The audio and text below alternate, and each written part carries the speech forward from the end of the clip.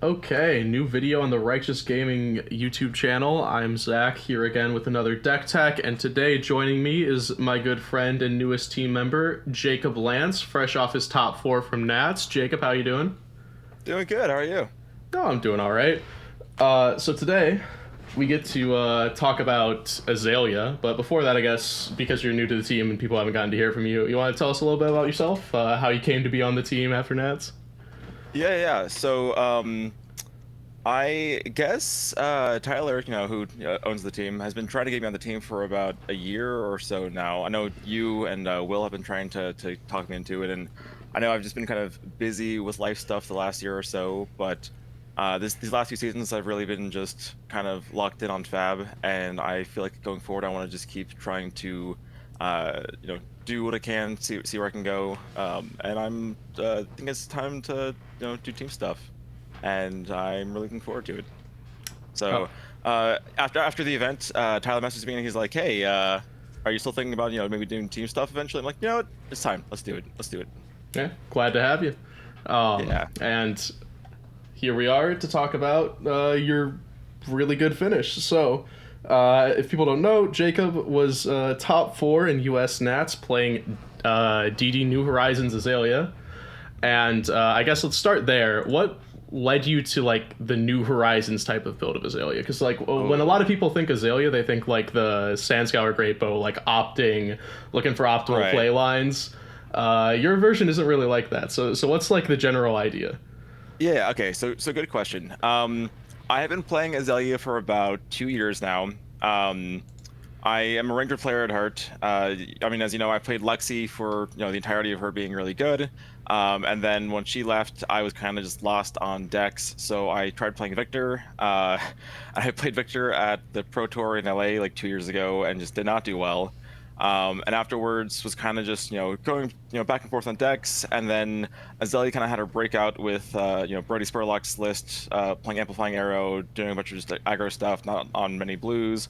So I gave that a try, and it really clicked. So I played cross rap Azalea for a long time, for probably like a year and a half, and then going into I believe it was the RTN season, the beginning of this year. I have a friend up here in New Jersey. After I moved here, his name's Ben Winefield. He's a really big Azalea advocate. He's always in the purple Discord for Azalea, and leading into the RTN season, he was trying really hard to convince me that the correct choice for Azalea was to play the Sandscour Great Bow New Horizon list. And he was like sending me a list, and he's like, "Ah, man, just like give this list a try. It seems really good right now. The format's like Enigma and like Syndra, and if you just find your good arrows, you can just lock them out of the game and you're good to go." And I was playing the list, and I was playing the list, and I was like, man, I have missed playing New Horizons so much in Lexi. And I was just kind of going through, looking at cards, thinking, what if I just played New Horizons with Death Healer? Like, what's the worst that'll happen? So I like started theory crafting, and I threw a list together that was trying to be very New Horizons focused, which was mostly just on Heat Seeker. It was very redlined. I had, I think I started with like Falcon Wing and Ravenous Rival in the list, trying to just go more wide and getting value out of just having turns where I could, load an arrow, do stuff with Codex of Inertia and Codex of Frailty. I think my original list had 3 Codex of Inertia in it. I was on 3 Frailty, 3 Inertia, and I was just trying to get as much value out of that second Arsenal zone as I can.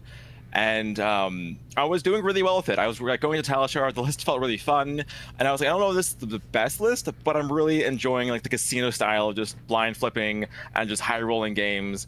And I think going into that RTN season, I was like, man, if I just show up with this list and I just blind flip my way like 4 weekends in a row, I think I can just win one of the RTNs from just like high rolling. And that ended up happening. I won one of the RTNs, got my invite for Vegas, and since then I was like, man, I don't know if I can go back to Crossrap because I'm just having way too much fun with this list. So that's kind of the story. And then I played New Horizons all throughout the PQ season. I had a really hot PQ season. I think I played like 6 PQs. I top 8'd all of them, and I top 4'd like 4 or 5 of them, and won 2 of them. So was just feeling really high on the list going to nationals, and it paid off. Nice. Yeah, no, it definitely did. And I guess if we're going into like the list itself a little bit, so you said you were on like 3 inertia, 3 frailty, and like a couple blood ride as well there. And on the Nats list, it seems you cut down to like just 6 of them. So like, how important are like the books to the game plan, and how do they like affect your play lines? Because I think that's something that a lot of Azaleas aren't really on, is like the ton of codexes. Right, right. Okay. So codexes are very integral to trying to do the New Horizon plan. I feel like New Horizons, relative to the Crossart build, is really focused on trying to just send big number than trying to send dominate in the early game. And this is a discussion point I had with Ben a lot, is that Knock is a really good card when it's in like the right spot, but is generally a -3 in value when trying to figure out your numbers into early games against decks.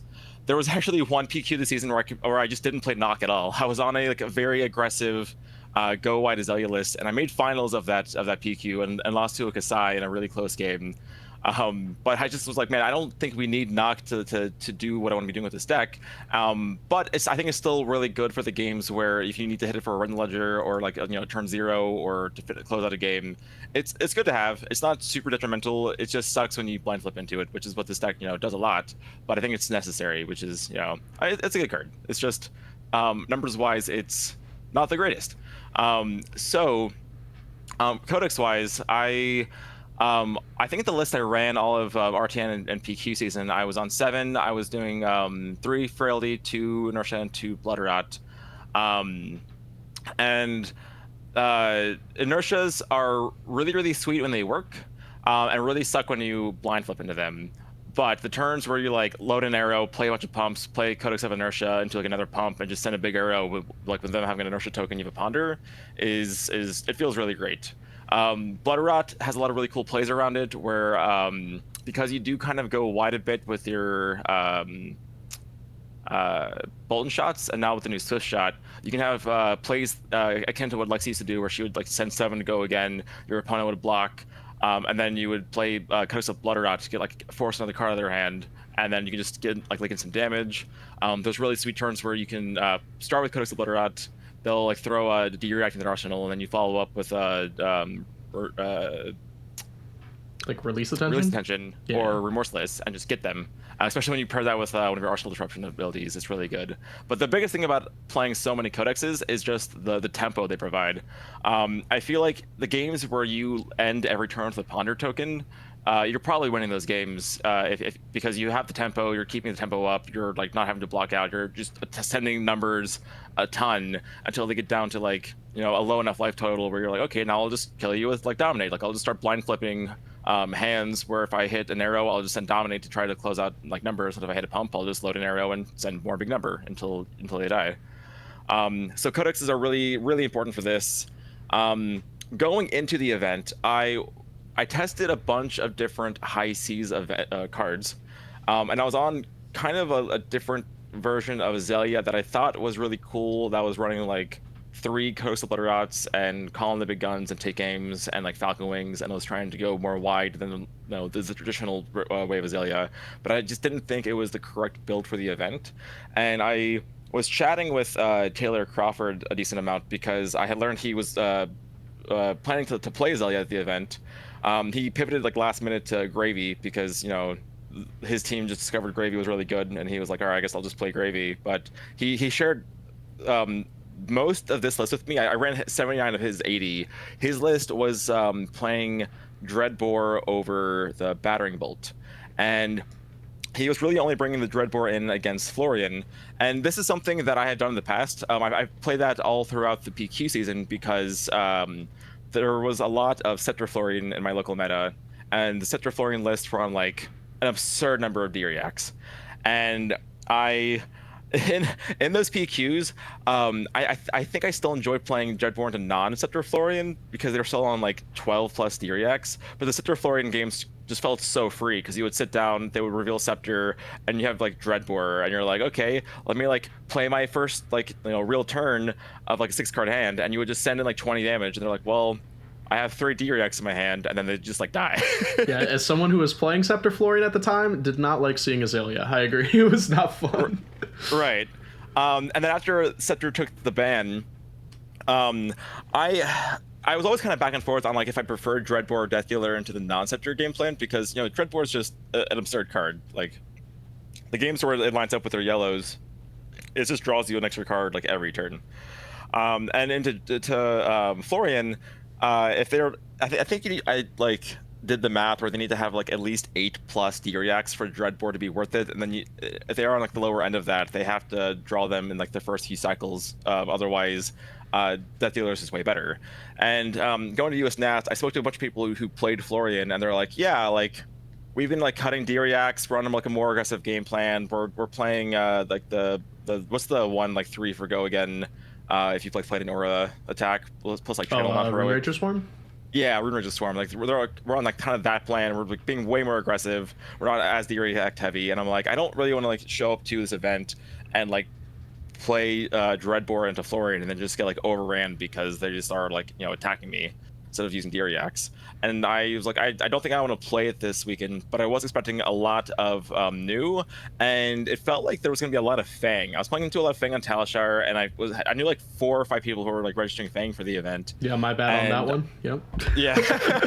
And I was like, man, if I'm playing like Warrior and Assassins, like a 1 battering bolt can just win games. Like you just like knock for it in like the right turn, and they just discard like 2 attack reactions and just like stare at you, and you're like, yeah, this is great. And that happened a few times. I think over the weekend I played into 2 Marios, 1 new, 1 Slippy, 1 Dawnblade Dory, and 1 Kasai. Of over like I think like the 9 rounds of CC I played. So you got the whole gauntlet of React decks then. Wow. Yeah. So the battering bolt came in clutch. So I was very happy with that like last minute switch out, but otherwise, yeah, I was like on Taylor Crawford's list because I looked at the list and I'm like, I think the numbers here make sense.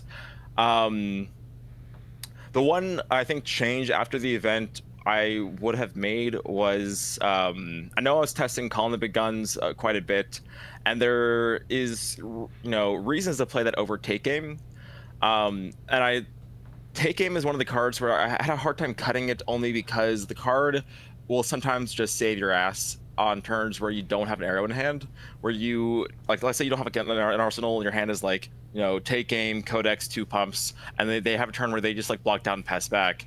At least Take Aim can say, hey, I can now get to reload the card and just do a blind flip and see if I can hit that arrow, and sometimes it happens and it just like saves your entire game. But I think the value you get out of Calling the Big Guns would outweigh the Take Aim quite a bit, only because Calling the Big Guns lets you load 1 face up, but also lets you load into any of your arsenal zones. So if you do have an arrow and arsenal face up, you can Call the Big Guns to load another arrow, whereas reload can't, and it helps. The utility there is just really good. So like let's say you Death Dealer in a Bolden Shot, and you draw another arrow. And now you're like, oh, well, I can't play this arrow this turn unless this Bolden Shot hits. But if you like Calling the Big Guns, you can load that other arrow into your other arsenal zone, use the pump to get go again off your Bolden Shot, and then swing the other arrow, and just do plays like that. It also plays better with the Swift. I can't remember what's the whole name of it. Like the Go Again one? Yeah, Swift Shot? Yeah, it's called Swift Shot, yeah. This card, oh god, I had a love-hate relationship with the card the entire weekend, because I feel like every time it came up, I was wanting to hit like Codex of Frailty, like it didn't get Go Again, but that just doesn't work. Or I would reload off of it, and that just wouldn't work either. And the turns where I feel like I was Death Dealing it in, I just didn't have another arrow, so it was just it was still like a 4 power arrow, but I just had so many like awkward situations with it. And Swift Shot was originally main board, but I moved it to the sideboard because I was only bringing it in against decks where I wanted to try to combo off more with Rain Razors, and it worked that purpose really well. But like other decks, it just like didn't really serve a purpose. So to the sideboard it went. Yeah, that makes sense. And I mean, looking at the arrows themselves here, like you only have one cost arrow in the main board. Like you have Heatseeker in main, and then like all the other 1 costs like Riddle, Remorseless are in the side. You're not on like any of the Infecting Shot or any of the other 1 cost arrows that people might expect. So right. Is that like a conscious choice there, where you're like you want to keep the cost curve lower? Exactly. Yeah. So we went through different iterations of the list. Where I think in the R10 season I first ran the list, I was initially trying out Red Infecting Shot over Searing Shot, And I had like the remorseless, because I know like cross rap Azalea, they kind of have a decent number of yellows, and then they try to play one cost arrows that had good like value, and the list kind of eventually became more red line heavy, and I think I replaced the affecting shot with searing shot at some point, and ended up really liking it because the hands where you have just a bunch of reds, and you went to like Death Dealer, it gave you a lot more value to be able to just load like a searing shot or like Codex of Frailty back in a searing shot and just send it with a bunch of pumps. I think knock for searing shot also felt a lot better than trying to knock for other things, because sometimes with that extra point of damage off dominate, it could just close games really well. Remorseless was a main deck card, and I got moved to the sideboard because I only really brought it in against other go wide decks like Syndra or like Dash.io, or I would bring it in against New and like Florian if I expected them to have a bunch of Theriacs. But otherwise, I wanted to keep the curved main board as close to 0 as possible, so the hands where I just had like all the reds were still able to function, and the hands where you're like, oh, I got like 4 reds, but like I have a 2-unit counter, and you can just like load an arrow and just send like an arrow for like 17 because it costs 0 and you'd have to spend an extra one of your reds to just send your arrow. Yeah, no, for sure, that makes sense. All right. Well, that's the arrows. I guess let's talk about the pumps. You already talked about calling the big guns and how you think that might be better than take aim. Just on like the counts themselves, how do we like come to the like? Let's see, how many pumps are we on here? Like 27, including Rain Rangers. Yes. Yeah. 27 is the magic number. It is the number I count to very frequently into my games I go long, because I have to keep sifting through my graveyard to just see how many pumps are left to try to close the game out on, and there have been iterations where I cut pumps down to 24, and I try to like play like Falcon Wings or like sometimes even like E strikes to have a better go wide or like filtering kind of plan. But 27 I feel like is the sweet spot where when you play into these games that go long, you have to be able to find the pumps you need to send dominates to close out games. So I think you want to be also pump heavy because it's what turns you into being more of a ninja than I guess a ranger, where you're playing all these like 0 for 3s with go again, and you want your hands to typically have 1 arrow and like 3 pumps, and you get to just like Death Dealer and an arrow, 3 pumps with on hits, and just heat like that kind of tempo until they die. So I tried less pumps and I didn't like it, and then if you do any more pumps, you're just like drawing too many non-arrow hands, and it's just not sustainable. So 27 seems to be the magic number. All right. Yeah, no, for sure. That makes sense. And it definitely served you well. So I guess, are there any other specific like parts of the deck you want to talk about before we get into like maybe some matchup specific stuff and like some stuff about Azalea in the current meta? Talking about pumps, there have been some times in the last PQ season where I tried cutting Lace with Frailty for Scout the Periphery, only because we don't have a cross wrap, and I was like, maybe having the extra top of deck information off Scout the Periphery could be good. And then I kept battling into Assassins and Warriors, and I just was like, nope, can't do it. I need my Frailties. It's way too good. It's too much value. So I think Scout the Periphery is cool in this deck, but I just couldn't figure out what other arrow or what other pump to cut for it. And all the on hits just are so relevant. So, but yep, I guess that's about it. Yeah, no, I mean, that makes sense. And as the warrior player, I agree. I think you should cut Lace with Frailty. I think it's useless. Nobody should ever play it. It definitely doesn't just get like 4 value into Fang randomly every time I see it played. I think about the one turn I had on the feature match into the Kasai where I gave him 3 Frailty tokens. I mean, you just pass. Like, you're just so sad. Yeah. They had 3 Frailty tokens, and the Codex of Frailty a CNC into their arsenal. And I'm like, man, if they attack me with a CNC for 3, that'd be so good. And then they just pass back, and I'm like, man, these Frailties are just doing some work. Yeah, no, for sure. Like, in the matchups where they matter, the Frailties are nuts. Like, it's so much value. All right. Well, then I guess let's talk about some matchups. So, okay. Going into this tournament, I think that like the perception was that decks like Florian, Syndra, maybe Gravy Bones in certain circles, and Mario were like the big bads. And then coming out of it, obviously Verdance is kind of up there too. Mm-hmm. So I guess starting with like the known threats here, in like Florian and Syndra. How do you think like Azalea is positioned for them? I know we already talked about like the Dreadbore stuff for Florian, but how do you feel the matchup went now that like the more aggressive Florian lists are what we're seeing? Right. So the games in a Florian are tense and often very close. I do think Azalea has a slightly favored matchup into Florian. Um, Being on a more aggressive plan now, I think it's a lot closer than it was before, because I think when they're on more D reacts, and I was able to just send like just arrows every turn until they like died or got them to a point where I could just dominate them to death.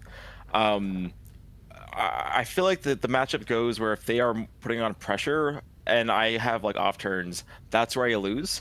So it's probably a lot more 50-50 when they're being aggressive. But I think I'm very comfortable in the matchup to kind of get some of those percentage points back.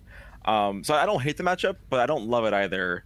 And this is one of those ones where if I like run into it, I just hope I kind of high roll a bit. But I was expecting a lot of it to be a Nats, and I was like, well, if there's any like matchup I wanted to be comfortable in, I guess it's Florian. So but I only played into Florian, I think, twice, and one of them I did high roll, and then the other one they kind of high rolled me. So just Dude, I had a similar experience actually. Like there's so many Florians at Nats, but I didn't pair any until the last two rounds of Nats, and then I paired two back to back. Like yeah, it's very weird. I paired into both on the second day, and I also paired them back to back. And the first one I paired into, I think I had like 20 health when the game ended, because I think I like oopsed into a amplifying arrow for 22 on like my second turn. Oh, oops! And like just had shucks, yeah, hate when that happens. right. And I just had like all tempo after that. And they were just like, wow, okay, cool. And then like the following game, I think I like went second, and they just like turned 0 to Channel Mount Heroic, and just had all gas after that. And I'm like, okay, well that's how it goes.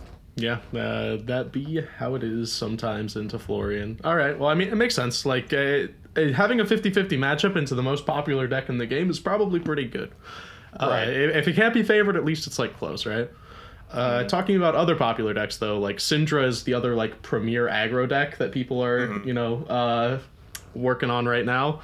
Do you think Azalea is, like, favored there? I think that's kind of the perception, right?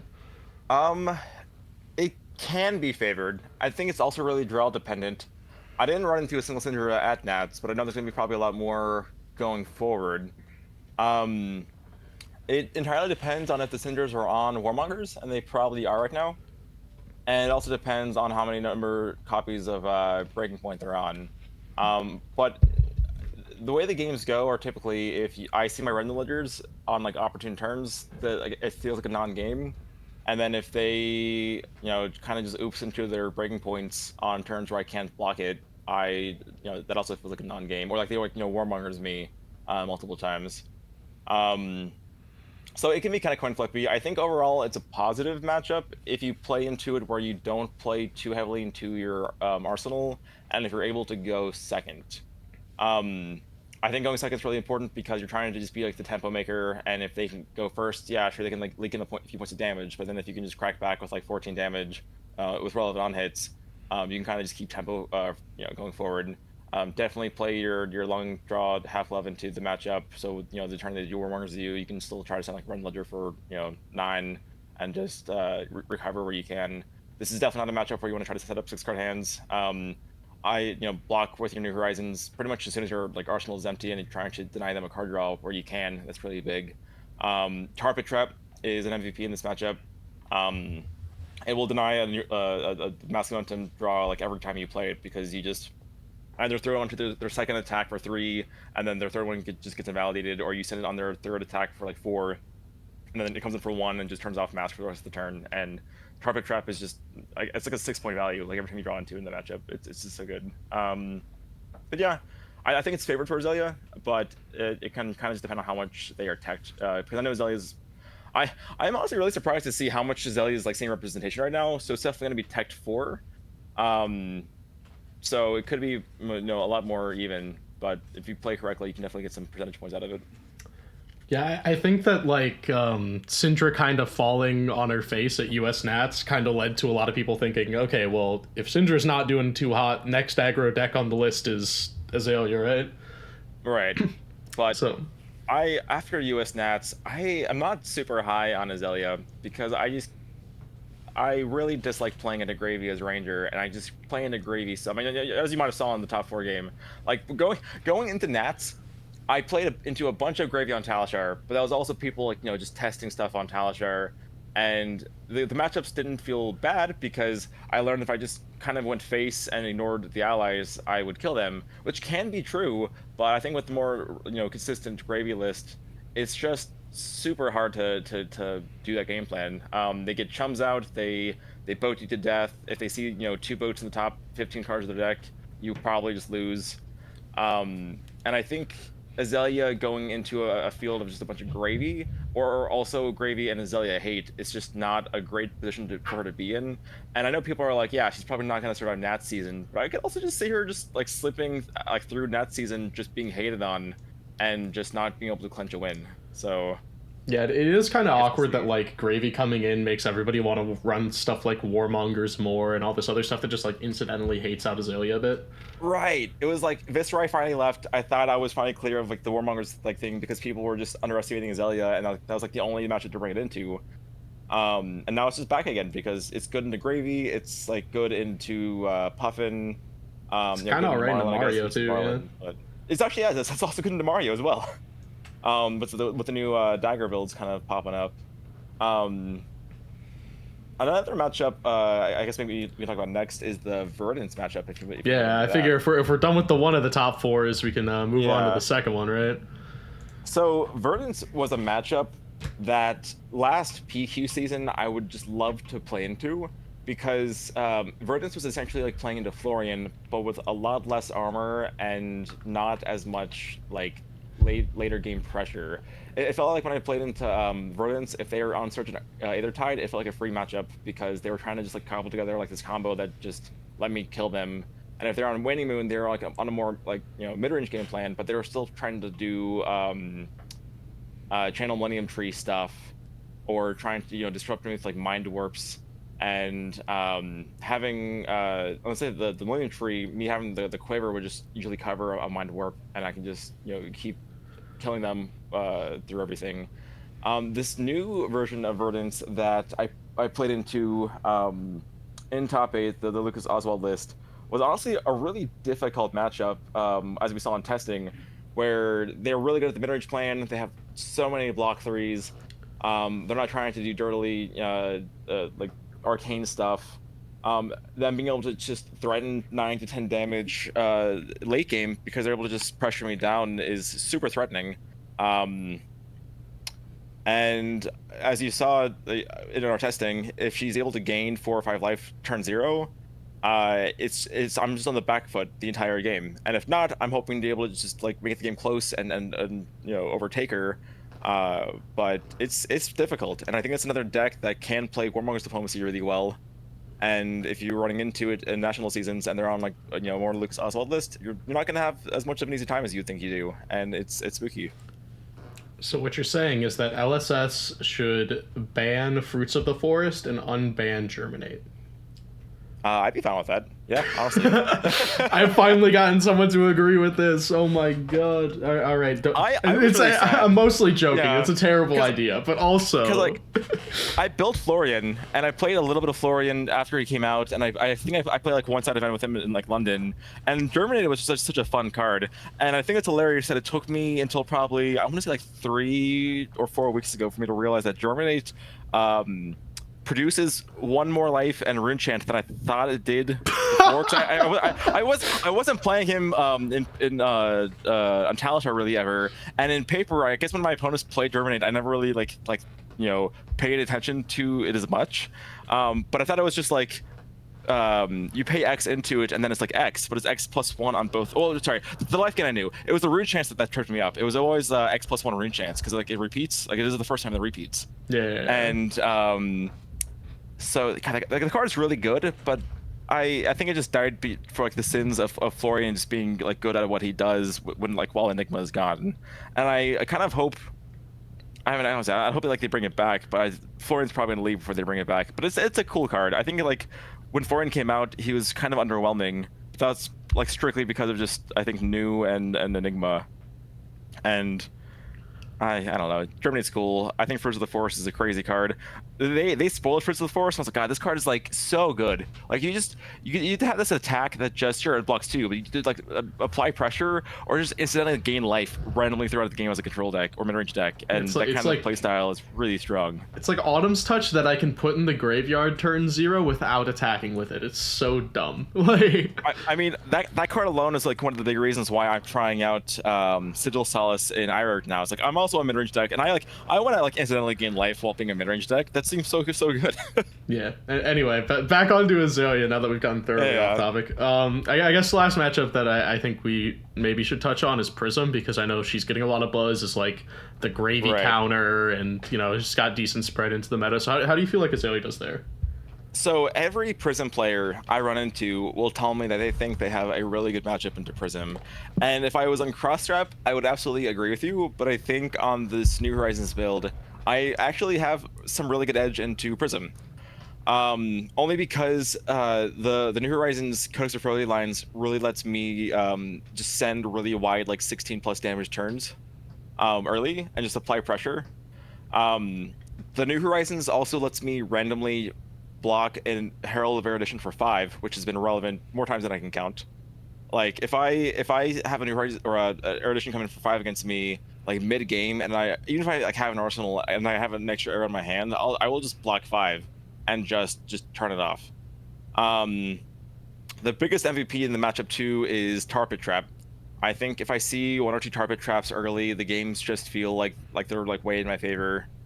And then don't get me wrong, I still can just get prisoned and ran over and just the Erudition Angel to death if I can't deal with her immediately, or if they hit a really timely Arclight Sentinel after I like play 3 pumps before I get to attack. That can also just like mess me up. But the games where like I get to go first and just like set up 6-card hands or dominate early, I can kind of just run away with games. Murkmire in the sideboard is still just a champ. I know you and I talked about this earlier, but I still have 2 Murkmires in the sideboard, and after Enigma LL'd, I went down to a 1, thinking it'll just be like a knock target, and I will just knock forward what I need to. And I found that 1 was too few, because I think that like the first weekend of the PQ season, I played into 2 Prisms, and I think in both matchups, I like saw my Murkmire early, and then I went to like knock forward later, and I was like, oh, well, I guess I'll knock for something else. But the second one is great, because the first one I played, and now it's a Codex of early target, and then the second one, I will just make sure I don't, play it, I'll like pitch it to Death Dealer, what I like have you, and then just knock forward when I need to, and just clear out all the angels, and just keep going. So, another piece of technology that incidentally has been pretty good into Prism is the quiver, the arcane damage quiver. Yeah, sometimes you get the Spell Void one. Yeah, sometimes you get to just like cover 2 damage on the Ravages Angel, and it'll just save your ass. Nice. Nothing really more to say about it than that, but like the other quivers don't do much in the matchup, but just having like an extra point of like prevention in that matchup where they want to like Herald of Ravages for a point of damage, or just Angel of Ravages to try to like clear out a game, it can save you. So do you ever like do it based on like turn order maybe, like the absolutely yeah. So into both Prism and Florian, if I am going first, I will play the Arcane Quiver, but if I'm going second, I will play the Rustling Leaves Quiver, because both of those decks tend to just like attack you like once, and then try to like pass turn. And if they pass, into Prism is trickier, because if they pass turn, they might just like have another Herald in the hand they want to Arsenal, and you will pitch 2 cards, try to Quiver, and then they'll just Herald you, and you'll take like 7 damage and suffer. But sometimes they'll just like pitch, I guess, like 2 cards to send a Herald, and you're like, okay, great, I'll just Quiver now and like hope I hit an arrow and just have all tempo going forward. Or Thorin will like attack you with like Reaping Blade, and then just you get to just pitch and just play Rustling Leaves and hit an arrow, and it feels great. But if you're going first, you don't really need it. It's good filtering sometimes, but like the damage prevention randomly can just save you sometimes, so it's better to just do that. Yeah, that makes sense.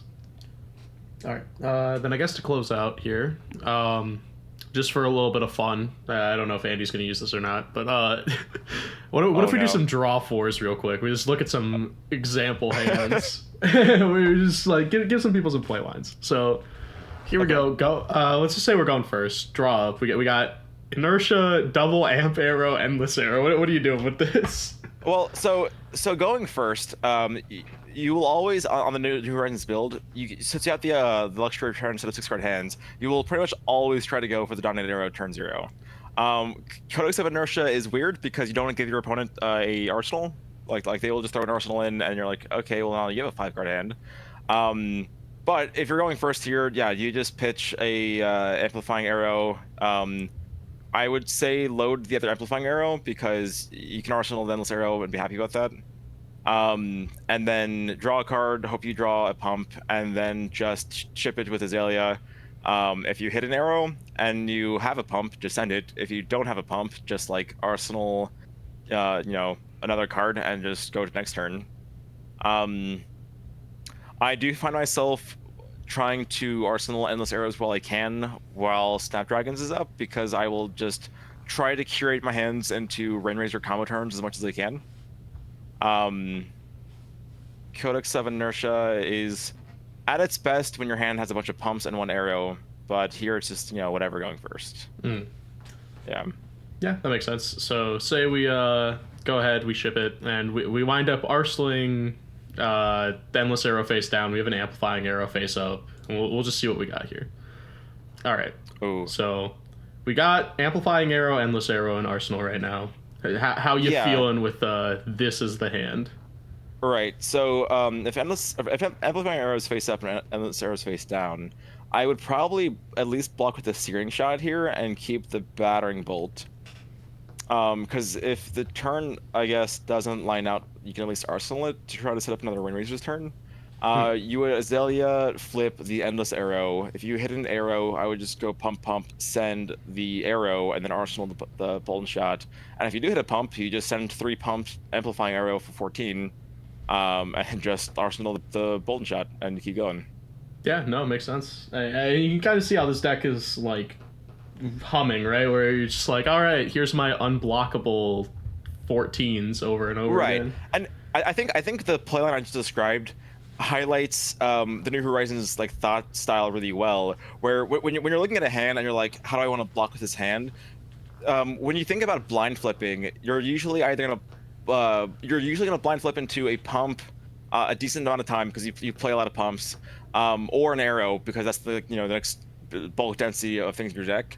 So I will generally try to think around my playlines of, okay, if I hit a pump, this is what I want to do. If I hit an arrow, this is what I want to do.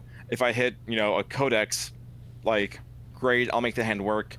If you hit a knock, you're like, this sucks, but I'll still try to make it work. But you generally try to play around blind flipping into arrow or pump. It's like a fun game, arrow or pump, and you block with your hand accordingly on which one you think you could hit. And then you just go forward from there. So like here, yeah, you hit an arrow, you just send dominated arrow, and you set up a 6-card hand to keep going forward. And if you hit a pump, you just send big amplifying arrow, and you just set up a 5-card hand, and you keep going forward. But that's how New Horizons is cool here, where you can try to play around these strategies of just, okay, well if I hit incorrectly, I can just 6-card hand and try again next time. And then sometimes you hit hands where you send 22 to 26 damage because your 6-card hands are Rainrazor craziness, and you just high roll. So. Yeah, no, makes sense, man. I've tried to play this deck as you've instructed, and it never works out for me, but I'm glad that people are out there, they can play the deck, and they can have fun with it. It is a deck that I think having a lot of reps into does reward you a lot, because I think just kind of getting a muscle memory feel like what the correct lineup on certain combination of cards is helps you optimize these kind of hands. Oh God, I don't know why. The entire Nationals weekend, I just kept joking to myself that like somehow my yellow bolt shots are clumping like nonstop. I will shuffle, and I will always see 2 to 3 yellow bolt shots together all the time. And the card, another love-hate relationship with the card, where it's like, God, it's just like a 3-power arrow, and I just wish it would like break point so many times. But like you got to have it for the Rainrazor turns, you got to set it like for like the go wide turns. It's like it's so necessary. It's still a yellow block 3 to pitch in the Death Dealer. But when I see more than one, I just hate it so much.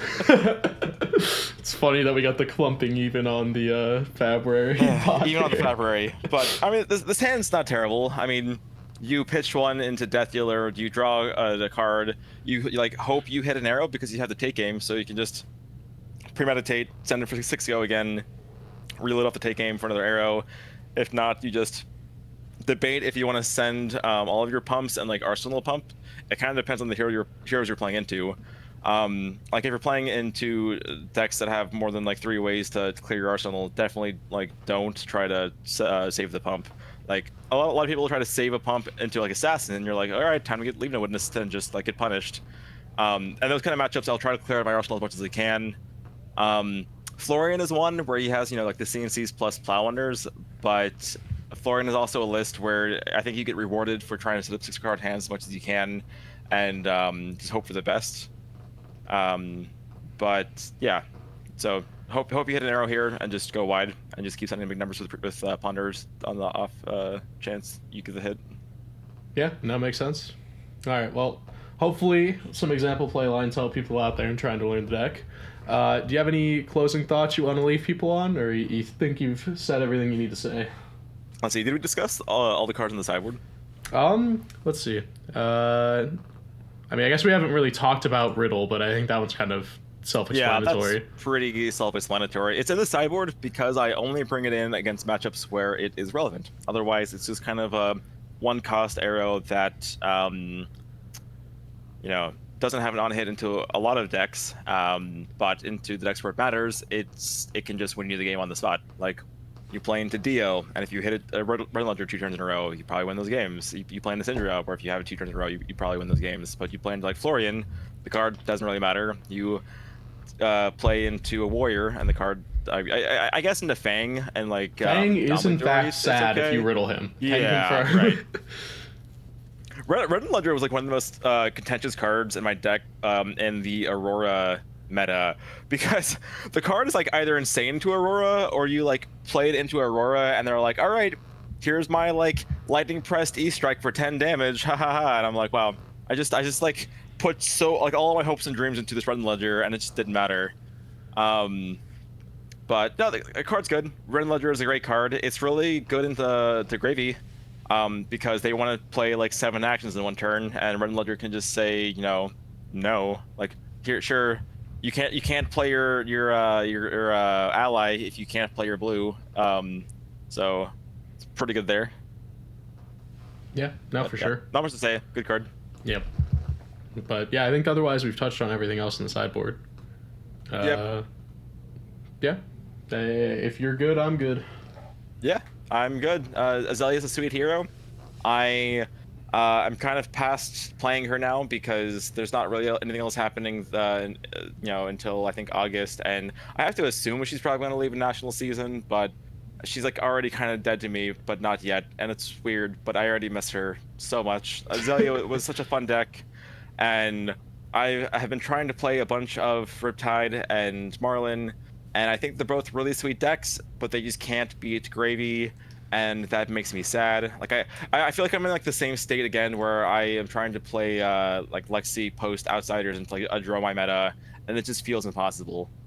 So I'm kind of off of Ranger right now, but you know, Azalea was a great run, and if anyone is still playing her, I hope they, you know, get to enjoy playing some New Horizons Azalea while they can, dodge all the Gravy matchups where you can, and hopefully one of you can you know, ascend her into LL status. I like how you went on this like old route where you're like, she's already gone, I don't want to see her go, and then you're like, I hope somebody LLs her. I mean, I hope people get to enjoy her while they can. Yeah. No, I know what you meant. Like, yeah. Like, she's like dead to me already, but like, you know, play her. I mean, it's a fun deck. This is a hell of a fun deck. And I couldn't get her to LL Nats, but I hope someone can. Yeah, no, I also hope someone can for the opposite reason. But anyway, thanks for being on, Jacob. Yeah. Great guys. I hope to see you on the channel a little bit more now that you're on the team. And for everybody else watching at home, look out for more videos. We're going to try and ramp up content production now that we're in the off season. Have a good one.